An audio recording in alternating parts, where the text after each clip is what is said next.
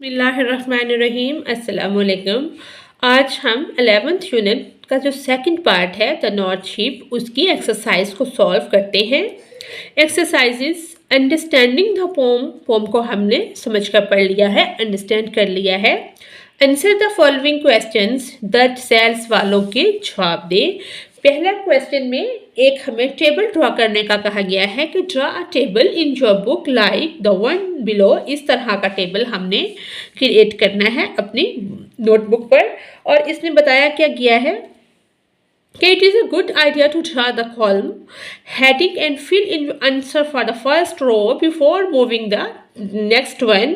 Your answer should be in note from but with enough detail for you to use them later on. जिस तरह से यहाँ पर ये एक कॉलम बना दिया गया है हमारी रहनुमाई के लिए। इसमें फर्स्ट पे क्या लिखा है, शिप, और वो कहाँ जा रहा है और उसकी कंडीशन कौन सी है और उसके साथ वाक्य क्या होता है, और आपके माइंड में उससे related do you have any questions, कोई क्वेश्चन आता है, हैप्पीली का क्या मतलब है। इसी तरह से हमने कॉलम ड्रा किया है और हमने फर्स्ट वाले का ये बताया है, हम बताएंगे सेकंड वाले का और थर्ड वाले का। जैसे ये हमने लिखा है, सबसे पहले है जो हमारा शिप है, वेयर डिड इट गो, ये कहाँ जा रहा है, ये सारी कंडीशंस हमने लिखी हैं। फर्स्ट पे टर्न टुवर्ड द वेस्ट, किधर मुड़ा है, ये जा रहा है वेस्ट की तरफ। और टू अ रिच कंट्री, एक अमीर मुल्क की तरफ चला गया है। और इसके साथ क्या हुआ है, विंडी है, द रनिंग सी है, हवा चल रही है और चलता हुआ समुंदर है। Wild processed by the wind, मुकम्मल तौर पर हवा ने अपने कब्जे में इसको लिया है। और ये क्या हुआ है, कम बैक, वापस आया है। फ्रॉम अ रिच कंट्री, एक अमीर मुल्क से ये वापस आया है।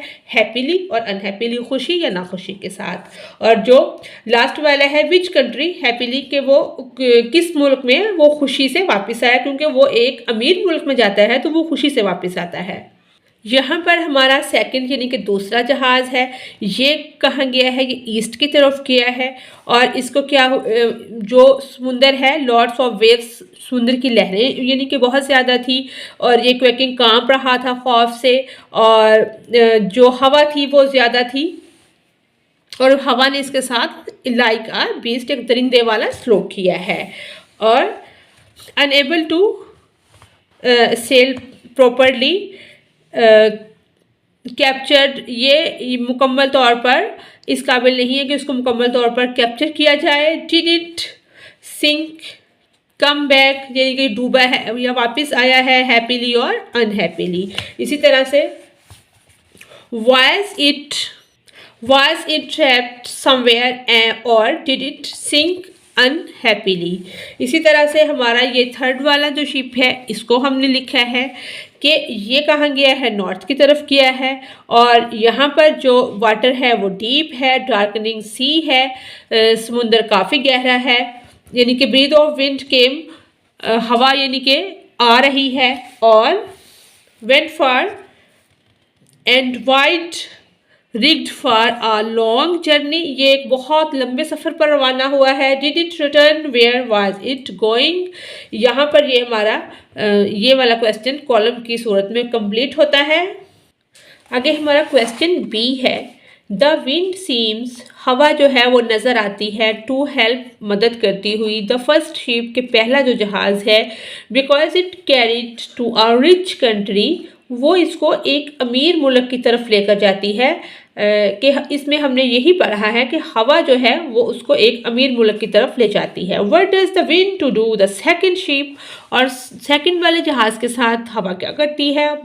How would you describe its action, हमने इसका अमल जो है, इसका एक्शन जो है वो डिस्क्राइब करना है। द विंड जो हवा है, हंटेड द सेकंड शिप, दूसरे वाले जहाज़ का शिकार करती है।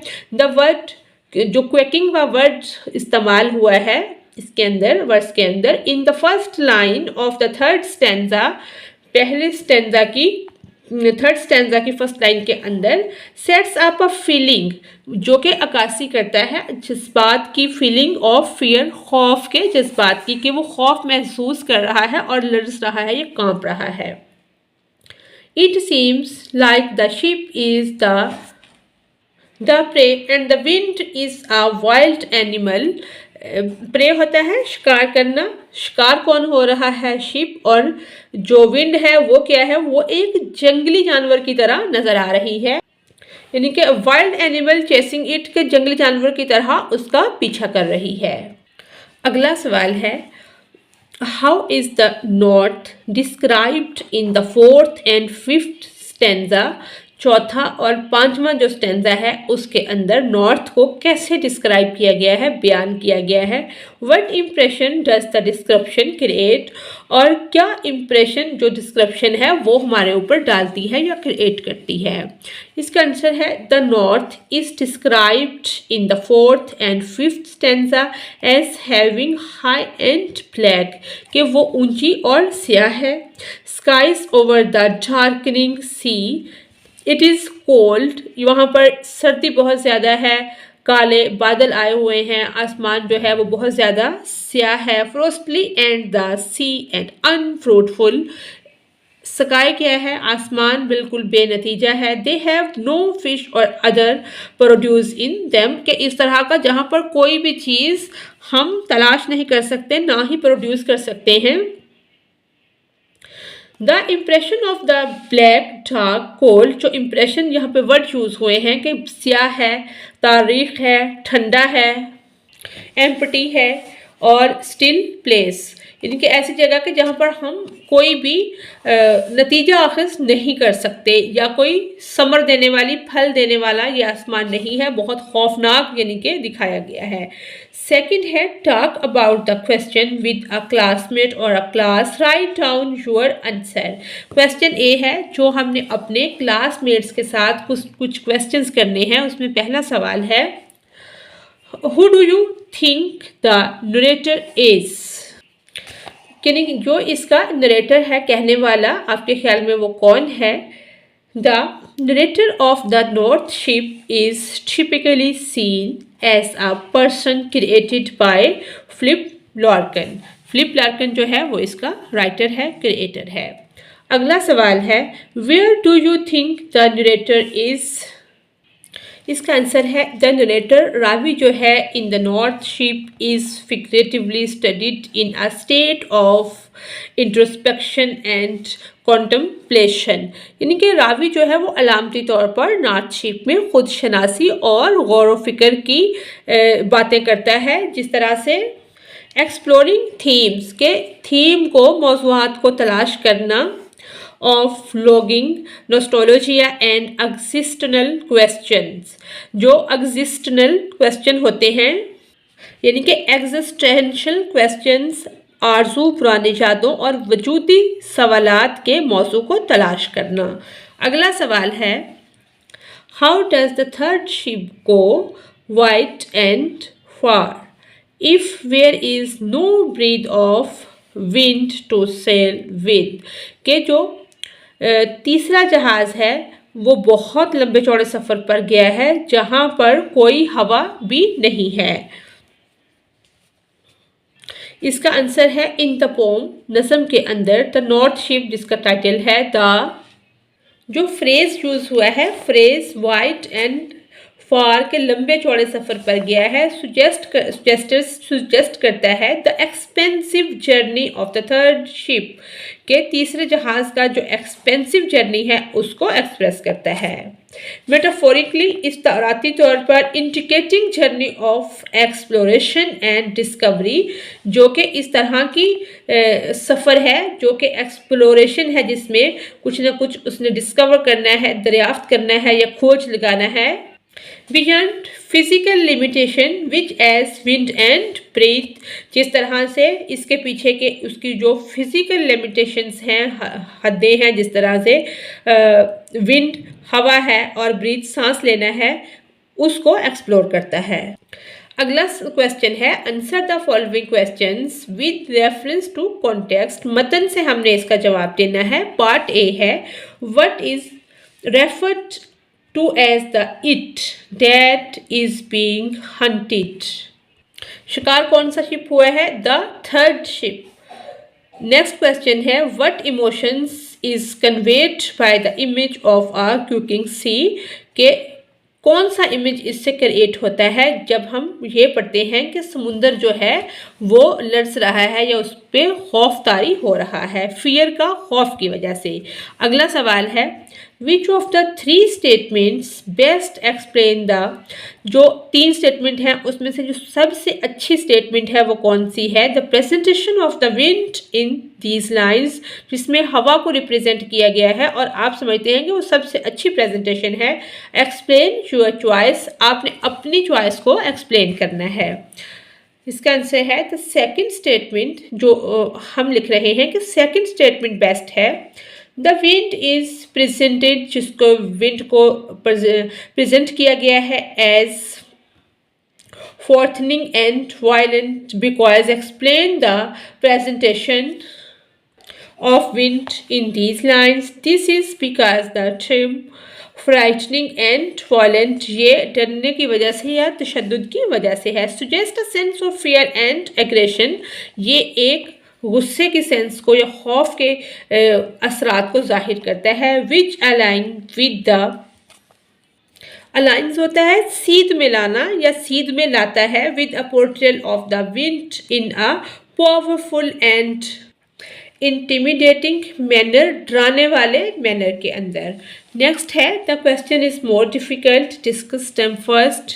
इसमें पहला जो है into an unforgiving sea under a fire spelling star, के एक नाकाबिले माफ़ी समुंदर के अंदर और एक आग बरसाने वाले या आग फैलाने वाले सितारे के नीचे।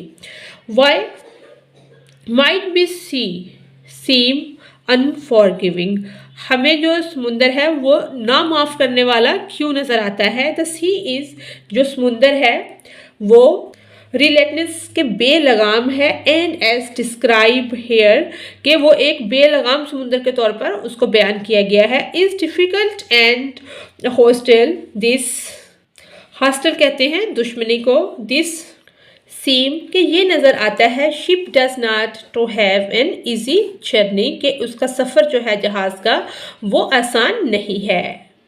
अगला सवाल है what do you think a fire spelling star is, explain your idea. यहाँ पर डबल एल है, इसका क्या मतलब है कि आग फैलाने वाला सितारा जो है उसके नीचे अ फायर, यहाँ पर भी डबल एल है। Spelling star could be a metaphorical description, ये एक इस्ताराती तौर पर इशारा कनाया के ज़रिए जब हम कोई बात करते हैं उसके तौर पर इस्तेमाल हुआ है। ऑफ अ मीटर और a comet streaking across the sky, across the sky leaving behind a trail of fiery debris, यानी कि आग के मलबे की पगडंडी। इट सुजेस्ट्स आ, ये सुजेस्ट करता है, ये रेफर करता है सिलेस्टल ऑब्जेक्ट, आसमानी ऑब्जेक्ट, डेट अपीयर्स बी, जो कि नमूदार होते हैं। बी स्प्यूइंग फ्लेम्स, आग के शोले, एज इट ट्रेवल, जो कि सफ़र करते हैं थ्रू द एटमॉस्फेयर, जिस तरह से सितारा वगैरह टूटता है, आग के शोले जो हैं वो सफ़र करते हैं थ्रू द एटमॉस्फेयर, माहौल के ज़रिए या माहौल के अंदर। अगला सवाल है understanding the rhyming repetition, is the rhyming pattern in this poem, what is it. जी हाँ, ये क्या है, ये एक रहमिंग पैटर्न पोम है और इसका जो पैटर्न है वो है A B A B. Next है notice that the poet has used the word sea as the last word of the second line of every stanza, which word has the poet rhyme with sea, जैसे उसने उसके लिए journey, country, इसी तरह से happily, unhappily, इस तरह से उसने यूज़ किया है। नेक्स्ट है poet often repeat words highlighting their importance to the message और मीनिंग और a poem, which word and phrase are repeated in the poem over the sea और विंड, ये वर्ड बार बार रिपीट हुए हैं। Working with words B point है हमारा, हमने क्या करना है, लुक एट दीज वर्ड्स, इन लफ्ज़ों को देखें। Discuss whether they are all linked, हम डिस्कस करना है ये सब एक दूसरे के साथ लिंक है। If so how are they linked are there any that should not be here, किस लफ्ज़ को यहाँ पर नहीं होना चाहिए, हमने इसको अंडरलाइन किया, आई थिंक इसको नहीं होना चाहिए। नेक्स्ट हमारा ये कॉलम है, हमने इसकी डेफिनेशन के साथ इसको मैच करना है। नेक्स्ट हमने इसको मैच किया, जैसे ये है लंच बॉक्स। लंच बॉक्स क्या होता है? A container use to store and carry meals, जिसमें हम खाना वगैरह ले जाते हैं, स्टोर कर लेते हैं। इस तरह ये वाली डेफिनेशन कंपास की है और क्रोज नेस्ट की नेक्स्ट पेज पर है। ये सबको हमने मिला दिया है। ये जहाँ पर कंपास लिखा है इसको हमने पीछे लिख दिया है और यहाँ पर आ जाएगा क्रोज नेस्ट। नेक्स्ट है सी पॉइंट है एडजेक्टिव एंड एडवर्ब। ये हमने कैसे करना है, जैसे यहाँ पे एग्जाम्पल दी हुई गई है, जैसे डिसग्रेस क्या है, ये नाउन है और डिसग्रेसफुल एडजेक्टिव है और डिसग्रेसफुली एडवर्ब है। ये जो वर्ड दिए गए हैं इसका हमने नाउन लिखना है, एडजेक्टिव और एडवर्ब लिखना है। ये हमने लिख लिया है। ये इस तरह से होगा जिस तरह से एक्सीडेंट, एक्सीडेंटल और एक्सीडेंटली, ये तमाम वर्ड हमने मुकम्मल कर लिए हैं। फिर हमने क्या करना है, इनके सेंटेंस बनाने हैं। ये वर्ड है, ये सेंटेंस है। इसी तरह से danger, danger lurks around every corner. इसी तरह से accident, the accident happen unexpectedly, कि अचानक एक्सीडेंट हो गया। इसी तरह से ये तमाम हमने सेंटेंस कंप्लीट किए हैं। सिंप्लिसिटी और हरी, इनका भी बना लिया है। नेक्स्ट है हमारी कंपोजिशन। शॉर्ट कंपोजिशन मांगी गई है कि हमने right a short descriptive passage about the journey of one of the ships. किसी भी शिप की जर्नी के बारे में हमने एक शॉर्ट डिस्क्रिप्शन लिखनी है, जो कि लिखी है। The ship sliced through the waves, के एक जहाज जो है वो लहरों को काटते हुए आगे बढ़ा है। Its sails billowing in the wind as it forged ahead on its journey across the vast expanse of the ocean।